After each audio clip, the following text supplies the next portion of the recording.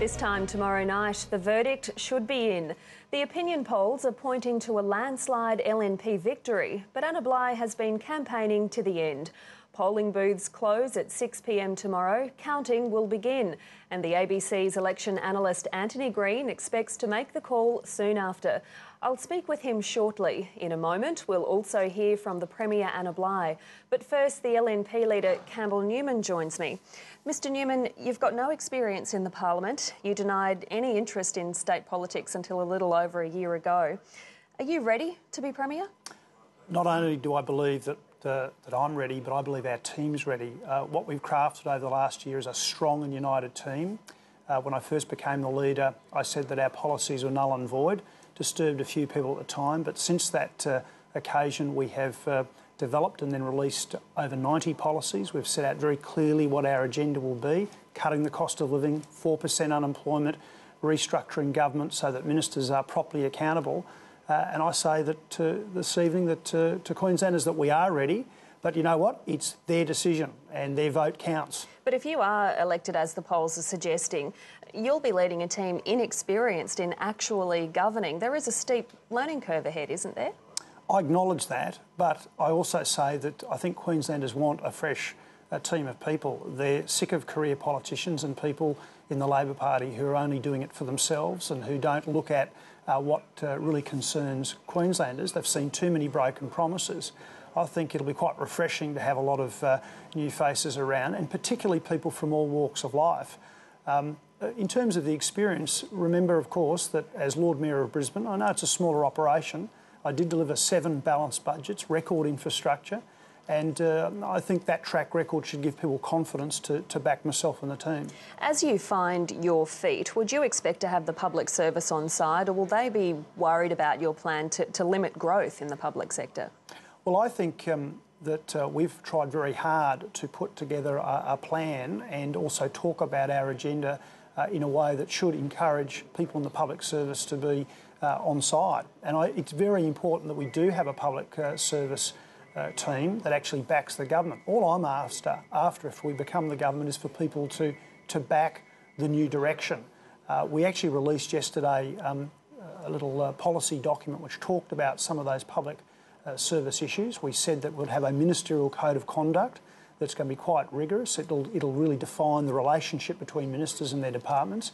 We've talked about the way that we'd approach the re-energisation of frontline services, but getting a control of back-of-office costs. And you only announced that plan as well as the costings for $4 billion worth of promises 2 days ago. Was that really a fair amount of time for voters to digest that information? Look, Jess, that's in accordance with what has traditionally happened. All elections that I've ever seen in the past have seen this sort of thing being done, and Andrew Fraser only released his the day before. Last election, of course, Andrew Fraser released 1 page of costings. We released 40. This time, Tim Nicholls has gone to probably the extra step of getting Len Scanlon, former Auditor General of Queensland, to sign off and verify those figures. And I think people should be very reassured by what we've done.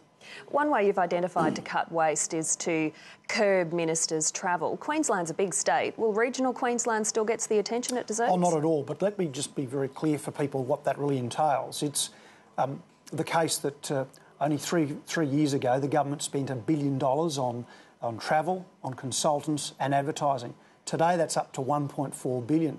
We've said that a 20% cut is quite modest, quite sensible, quite achievable.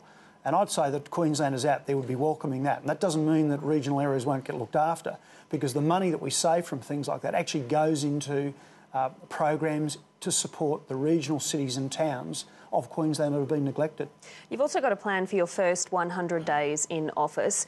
Examining a repeal of civil unions is not in that plan. Is that a priority or not? Well, I've always said that it's not a burning priority.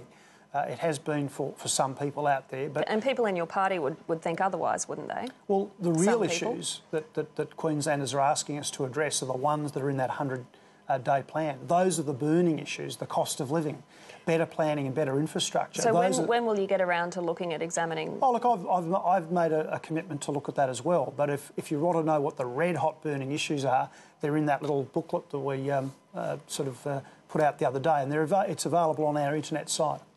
But back to my question, can you give us an idea on when you will look at examining repealing that legislation? We'll have a look at it, but it is in the context of all these other really important things that have to happen. I mean, like repealing $7,000 extra tax on a family home, the thing about water and electricity prices we've been talking about, making sure that we get rid of this terrible waste tax, which is hurting small business to no real environmental benefit. These are the things that really matter, and we'll be dealing with them from day one. You've said that you don't really believe the government's books, and so you're going to do a financial audit, starting that in your first week in office.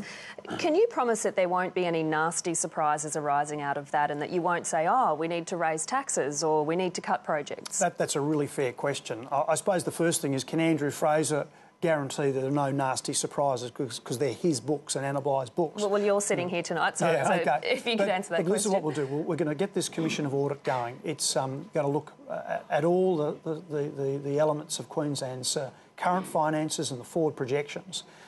If we find out that we haven't got the true picture, what that means is we'll have to go back and work harder to cut down on waste and inefficiency. That's what we'll be going after. But waste and inefficiency would be the target, not cutting back infrastructure projects or raising taxes, job cuts. We're going to keep our promises. We've said, well, let me sort of put it in this context. You talked about $4 billion worth of promises before. Yesterday, Tim Nicholls, as Shadow Treasurer, demonstrated $5.7 billion worth of savings or offsets against that $4 billion, which actually puts us $1.7 billion ahead of where Labor currently project will be. So, for example, in 2014-2015, the Labor Party are projecting a wafer-thin $60 million surplus. We are projecting over $500 million. So that money, that extra money, is going to pay down debt. Now, I would be very disturbed to find that the Labor Party have so misrepresented our financial position that we soak up those gains. Mr Newman, thanks very much for coming in this evening. Jess.